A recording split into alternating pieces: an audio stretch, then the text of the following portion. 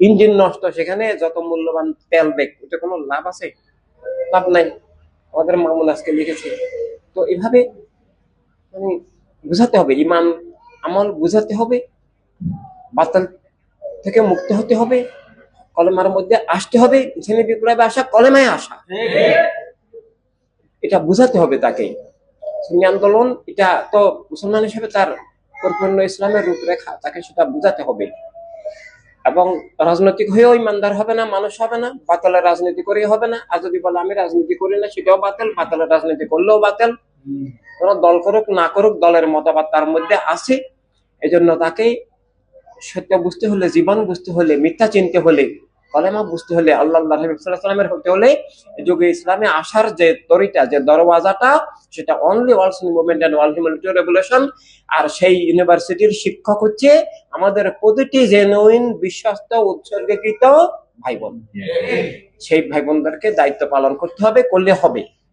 আমরা এবার ফিল্ডে গিয়ে আমাদের ভাই বোনরাও দেখেছি কত মানুষ ইনসানিয়াতকে সাপোর্ট করতেছে। আগে কোনোদিন শুনে নাই, একদিনের আলোচনায়, 1 মিনিটের আলোচনায় ইনসানিয়াতের পক্ষে না, এটাই তো রাইট। সে স্বীকার করতে বাধ্য হচ্ছে, স্বীকার করতেছে, তার কারণ তার বিবেক এখনো জীবিত আছে। এজন্য তাকেও দিশারি হিসাবে গড়ে তোলা, সেটা এই জন্য কথা বলতে হবে, আলোচনা করতে হবে। সংকটের গভীরতা কত ভয়াবহ, কত মারাত্মক, এবং সেই সংকটে আত্মা জীবন জগৎ রক্ষায়, দিন মিল্লাত মানবতা রক্ষায়, জগৎকে বাতিল থেকে উদ্ধারে কত প্রয়োজন, কত জরুরি। একমাত্র উপায় ইনসানিয়াত বাঁচার, একমাত্র উপায় দিন মিল্লাত মানবতাকে বাঁচানোর, ইমান রক্ষার একমাত্র উপায় ইনসানের বিপ্লব, সুন্নি আন্দোলন। প্রতিটি ভাই বোনের অস্তিত্ব রক্ষার একমাত্র উপায় ইনসানিয়াত বিপ্লব। এর চেয়ে জরুরি কোনো কিছু দুনিয়াতে নাই, কারণ কলেমার চেয়ে জরুরি কিছু নাই, ইমানের চেয়ে জরুরি কিছু নাই, খেলাফতের চেয়ে জরুরি কিছু নাই। বাতিল থেকে মুক্তির থেকে বড় মুক্তি আর কোনো কিছু নাই। এটা আমরা বুঝাতে হবে, আলোচনা করলে। যাদের হৃদয় মন ভালো, যারা সত্যি আল্লাহকে ভালোবাসেন, যারা সত্যি মিথ্যাকে, জুলুমকে, অন্যায়কে, খুন খারাপিকে ঘৃণা করেন, যারা মানবতার মুক্তি চান, আত্মার মুক্তি, জীবনের মুক্তি, রাষ্ট্রীয় মুক্তি, বিশ্বগত মুক্তি, তারা ইনসানিয়াতে আসবেনই, না এসে পারবেন না।